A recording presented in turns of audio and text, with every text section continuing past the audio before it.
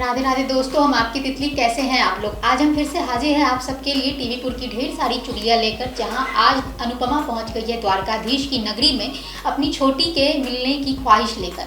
वहीं अभीरा का स्टैंड आज उसकी नंदे लेंगी, जबकि अरमान ने कर ली है हनीमून पर जाने की प्लानिंग। अब ये तो है आज की चुगलियों की मोटा मोटी जानकारी, लेकिन चुगलियों का पूरा आनंद लेने से पहले हमारे चैनल को सब्सक्राइब कर दीजिए।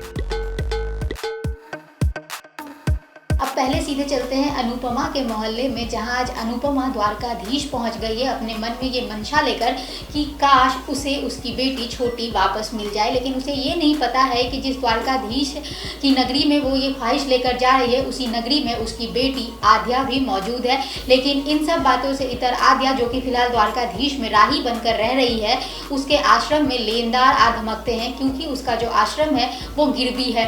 अब इन लेनदारों से पीछा छुड़ाने के लिए राही लेनदारों पर हमला कर देती है, लेकिन यहाँ पर जैसे तैसे मामला संभल जाता है।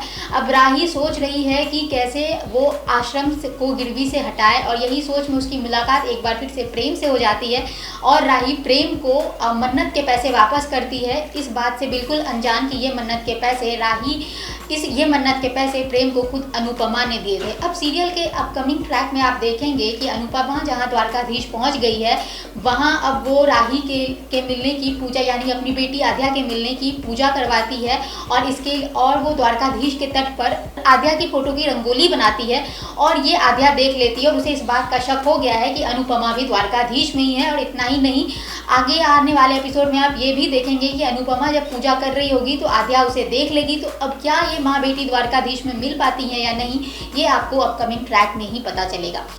अब ये रिश्ता के आज के एपिसोड की शुरुआत होती है किचन से, जहां अभीरा को विद्या, रूही और मनीषा मिलकर खीर खाने वाली बात पर खरी खोटी सुना रहे हैं। उस पर आरोप लगा रहे हैं कि उसने रूही का हक खा लिया। अभीरा रोते हुए इन सबसे माफ़ी मांगने ही वाली होती है कि इतने में उसकी नंदे चारू और कियारा आ जाती हैं और उसे माफ़ी मांगने से रोक देती हैं। ये दोनों विद्या और मनीषा को फटकार लगाती हैं, अगर यही खीर वो लोग खा लेती तो क्या उन्हें भी इतना ही डांटा जाता। चारू विद्या से कहती है कि आप अपनी एक बहू का ख्याल रखिए, अच्छी बात है, लेकिन दूसरी बहू के साथ ऐसा व्यवहार तो मत कीजिए।